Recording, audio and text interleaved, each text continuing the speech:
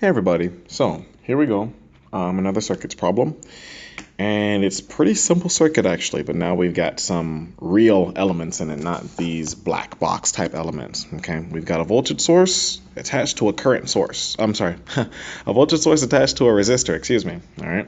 So we got voltage source with an unknown value, Vs, okay, and that's perfectly fine, you're going to be seeing that a lot, and it's passing a current into this resistor of 4 ohms, okay? Now, oftentimes you'll see from this point on, basically, I won't really denote ohms or kilo ohms or voltage and stuff like that because I already have an intrinsic understanding of if I have a number next to an element, based on what that element is, it'll tell me what this value is. So oftentimes when I'm dealing with resistors, I just put 4 or 4K for kilo ohms, and I'll just put 3 for maybe voltage, not 3V or something A, because it's just an extra term that I know I don't really need. All right, but for now, I have it written down very particularly, okay, so that we can just get into the thought process properly. All right, now here we go. I know this IS is going to be passing from this 4 from the VS. I know that's going to happen because sources power circuits. The source is going to power that resistor. Find the voltage source voltage, VS, such that the resistor absorbs 100 watts of power. Okay?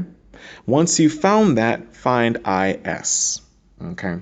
So, we got to find VS and we got to find IS. It's all good.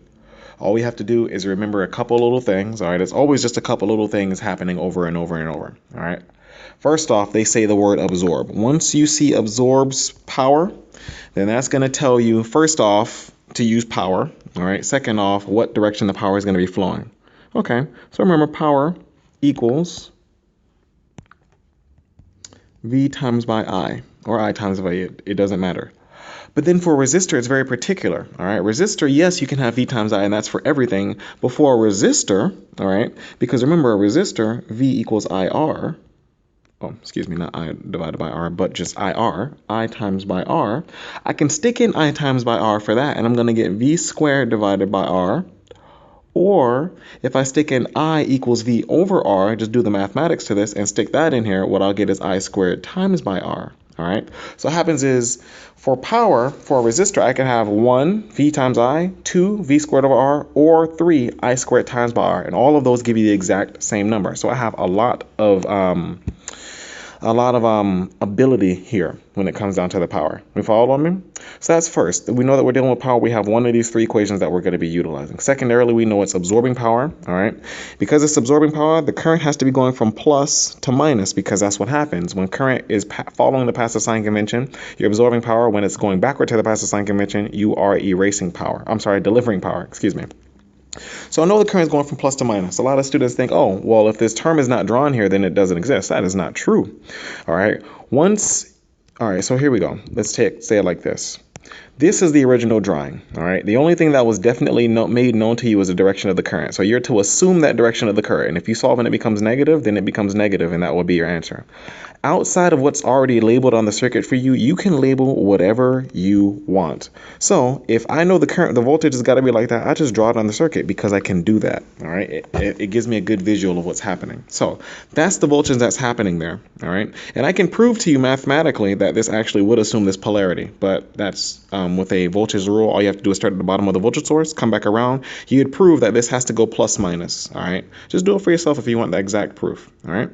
So with that being said, I know the power is actually equal to 100. So I'll say power equals 100 watts, and it equals something. Well,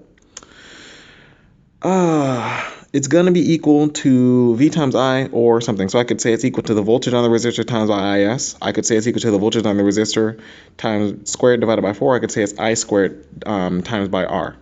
All right.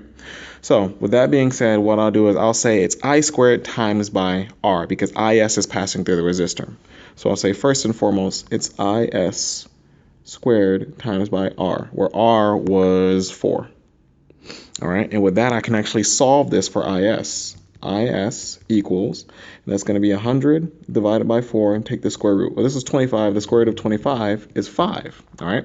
Note it's positive, which means IS is definitely going in the right direction. All right. Well, that would actually happen anyway because this term is going to be squared. So IS being 5 is our first answer. All right. Well, it's an answer, and this is technically our second answer. The cool thing about this problem is you don't have to find this first and then this second. All right. Just for convenience sake, I stuck in I squared R because students can directly see that IS is related to the resistor. All right. Now we just need to find the VS attached across this R. So let's just name it VS. Okay.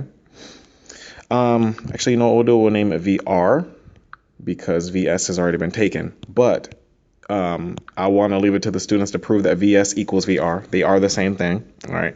And that's gonna be made a lot easier to understand once we talk about our second piece of the second aspect of circuit solving, which is talking about reductions and how you connect things. Okay, but that neither being here nor there. Because I know I have that. Let's say VR. I know VS is VR. Actually, you know what? I have to prove it because it says find VS. So to prove it, I'll just do a voltage loop. I'll just do it. I'll do it like this, just like that. So that's okay for the loop. I have plus VS because I'm going from minus to plus. All right. Then I come this way and I go plus to minus. So it's a minus VR equals 0. Otherwise, VS equals VR. That's our mathematical proof. So once I find VR, I've found VS. Okay. VR I can find by doing another power equation. Okay. So here we go. 100 is the power, and it equals VS squared divided by R. Okay. Solve for VS. R was 4, remember? If you solve for VS, VS is going to be 400 with the square root, and that's going to equal 20 volts. And that is our first answer. Okay. So we found the voltage, and then we found the current. And in doing that, we had to do a little bit of everything. We had to take a look at the power, see how the power related to current and voltage. We had to do a little bit of passive sign convention because we know it's absorbing, so we had to get a good sense of the visuals, all right? You always want to take these sort of analyses when you do this, and that's in any class really, not just circuits, any class.